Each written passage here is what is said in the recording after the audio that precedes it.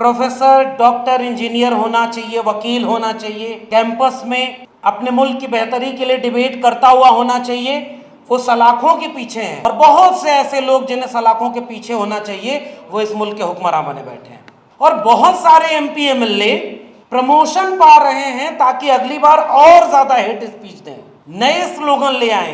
देश के गद्दारों वाला स्लोगन पुराना हो गया, गोली मारो जूता मारो, अब इससे बात नहीं बन रही।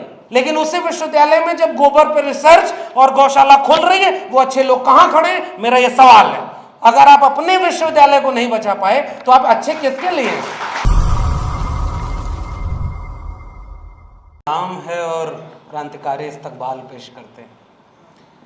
यही वो दो लफ्ज़ हैं जो बोलने के बाद कहा यह जा रहा है कि आप दंगा भड़काना चाहते हैं और आपको जेल में रखा जाएगा। और सामने भगत सिंह की तस्वीर लगी है, मुझे पता नहीं, हालांकि उस वक्त के हुक्मरानों के लिए भी भगत सिंह चुभते थे, जेल में थे। आज होते तो जाने और क्या होता। आखिरी पत्र लिखते हुए उन्होंने एक उम्मीद की थी कि ये जो शहादत मैं देना चाहता हूँ ये इसलिए कि मेरे लहू का एक एक कतरा इंकलाब लाएगा। पता नहीं वो इस बात को बहुत दूर तक नहीं जानते रहे होंगे कि आज़ादी का अमृत महोत्सव वो जब मुल्क मनाएगा उस समय इंकलाब शब्द भी जेल में जाने के लिए काफ़ी होगा। हम इस दौर में हैं। और प्रोफेसर साईं बाबा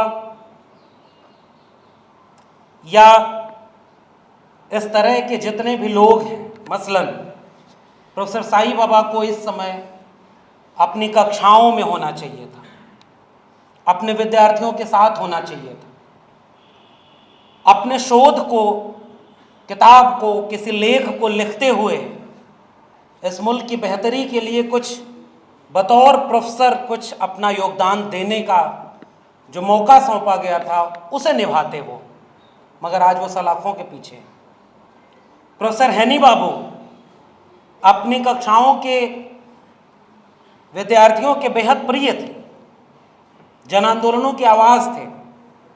और चाहे वो रोस्टर आंदोलन हो या विश्वविद्यालयों में रिजर्वेशन की लड़ाई हो, उसमें भी बहुत मुखर होकर के आगे खड़े होते थे। और आज उन तमाम जगहों से हटाकर जेल में बंद कर दिए गए। मुझे लगता है कि निजी तौर पर इन लोगों का नुकसान तो है। उमर खालिद के जेल में होने का, तमाम शोधार्थियों के, सामाजिक कार्यकर्ताओं के जेल में होने का उनका और उनके परिवार के लिए बेहद अफसोसजनक हालात तो हैं। ये वही समझते हैं कि उनके घर में लोग कैसे इस बात को कबूल कर रहे होंगे, हर दिन कैसे उन पे क्या क्या जुल्म सितम एहसास होता होगा, जब ये जिन पे गुजरती है वो ज़्यादा बेहतर समझते हैं। मगर ये निजी नुकसान से ज़्यादा मैं बतौर समाज का, बतौर राष्ट्र का नुकसान देख रहा हूँ। वो जिन्हें प्रोफेसर, डॉक्टर, इंजीनियर होना चाहिए, वकील होना चाहिए, कैंपस में अपने मुल्क की बेहतरी के लिए डिबेट करता हुआ होना चाहिए, वो सलाखों के पीछे हैं। और बहुत से ऐसे लोग जिन्हें सलाखों के पीछे होना चाहिए वो इस मुल्क के हुक्मरान बने बैठे हैं। विडंबना यही है। और अभी जब हम यहाँ बात कर रहे हैं, उत्तर प्रदेश के एक नेता हैं आजम खान, वो भी खान है, आजम नाम है उनका, तो वो हेट स्पीच के मामले में अब जेल जाने के लिए आज उनको सजा सुनाई जा रही है कि उन्होंने चुनावी भाषण में हेट स्पीच की और एमपी एमएलए कोर्ट ने उन्हें सजा सुनाने की आज ही तारीख दी है। और बहुत सारे एमपी एमएलए प्रमोशन पा रहे हैं ताकि अगली बार और ज्यादा हेट स्पीच दें, नए स्लोगन ले आए। देश के गद्दारों वाला स्लोगन पुराना हो गया, गोली मारो जूता मारो, अब इससे बात नहीं बन रही। सामान खरीदवाने की मनाही जो कर रहे हैं, कि मुसलमानों से इस मुल्क में सामान मत खरीदो, इससे भी बहुत कुछ नई बात बनी। तो प्रमोशन मिल रहा है उनको कि और कोई नया स्लोगन आप रेज करो, ताकि वो 30 सेकंड की रील्स से लेकर के व्हाट्सएप पर गांव-गांव तक वो जो जहरीले नफरत के संदेश फैलाए जा रहे हैं, जिससे इस मुल्क को पूरी तरह तबाह किया जा रहा है, वो और अच्छे से फैलाया जा सके। तो जेल में कौन जा रहा है? आज हम लोग यहाँ पर इकट्ठा हुए हैं और अभी प्रोफेसर सरोज गिरी ने और उसके पहले कॉलिन गॉन्जाल्विस ने बहुत तफसील से इस पूरे मुकदमे की बारीकियों को हमारे बीच में रखा, पृष्ठभूमि को रखा। प्रोफेसर सरोज गिरी तो अभी एक बात कह रहे थे कि ऐसा नहीं है, कुछ लोगों को ऐसा लगता है कि इस समय सरकार बीजेपी की है, इसी का विरोध कर लो, देश बच जाएगा, गोया इसके पहले बचा रहा हो। तो इनकी चिंता थी कि अगर ये नहीं होंगे तो कौन होगा। नए नए लोग तैयार हो रहे हैं सर। पहले कोई एक देवता को मानेगा, उसका मंदिर बनवाएगा, तो दूसरा कोई आईआईटी रिटर्न भी आएगा और वो कहेगा नोट पर इनकी तस्वीर लगा दो, इकोनॉमी सुधर जाएगी। तैयार हो चुके हैं लोग, पढ़े लिखे लोग, और उनको ये लग रहा है, उनके प्रवक्ताओं को लग रहा है कि हम तो बीजेपी को काटने के लिए उनसे ज्यादा कट्टर हिंदू बन गए, अब बीजेपी विरोध करके दिखाए। उनका क्या, जो इस पूरी डिबेट में है ही नहीं। तो तैयार हो गए हैं लोग और बहुत संभावना है कि बहुत जल्दी वो राष्ट्रीय पार्टी का दर्जा पा जाएं। बहुत जल्दी पूरी मेन स्ट्रीम मीडिया ये दिखाने लगेगी और पूंजी उनके पीछे से ये कहने लगे कि नहीं नहीं, वाकई देश में बहुत माहौल खराब है, अब एक नए ईमानदार, कट्टर ईमानदार, ईमानदार से काम नहीं चलेगा, कट्टर ईमानदार, कट्टर देशभक्त को अब इस मुल्क को सौंप देना चाहिए। और इसलिए मैं इस बात से पूरी तरह सहमत हूं कि हम लोग कहीं ऐसा तो नहीं कि कुछ चंद व्यक्तियों या किसी पार्टी या संगठन का विरोध करने लग जाएं, इससे खतरा नहीं टलेगा। हमें उस प्रवृत्ति का विरोध करना है जिसकी वजह से उस कुर्सी पर जो भी बैठता है वो दलित, पिछड़ा, आदिवासी, मुसलमान, गरीब, कमजोर, मजलूम, विरोधी हो जाता है। उस प्रवृत्ति का विरोध अगर नहीं किए तो आज साईं बाबा जेल में, कल कोई और हो। और इसलिए कॉलिन कह रहे थे अभी कि न्यायपालिका, अब क्या हो उस पर बात की जाए। बड़े बड़े जज, बड़े बड़े वकील, पता नहीं इसी देश में संभव है कि किसी तड़ी पार के आप वकील हो और फिर कुछ दिन बाद आप चीफ जस्टिस ऑफ इंडिया हो। It's happen only in India. और उसके बाद 4 जज निकले थे, प्रेस कॉन्फ्रेंस किए थे कि लोकतंत्र खतरे में है, हम 20 साल बाद आने वाली पीढ़ियों को क्या जवाब देंगे अगर आज ये प्रेस कॉन्फ्रेंस नहीं किए। उन्हीं में से कोई एक व्यक्ति जाकर राम मंदिर का फैसला सुनाया और अगले दिन राज्यसभा की शपथ ले लिया। कहां गई वो नैतिकता जिससे हम कभी कभी उसके बीच से ऐसे ऐसे स्वर सुनाई देते हैं कि वो बहुत अच्छे लगने लगते हैं कि जुडिशरी खत्म नहीं होगी, कुछ जज निकल के बाहर आए हैं।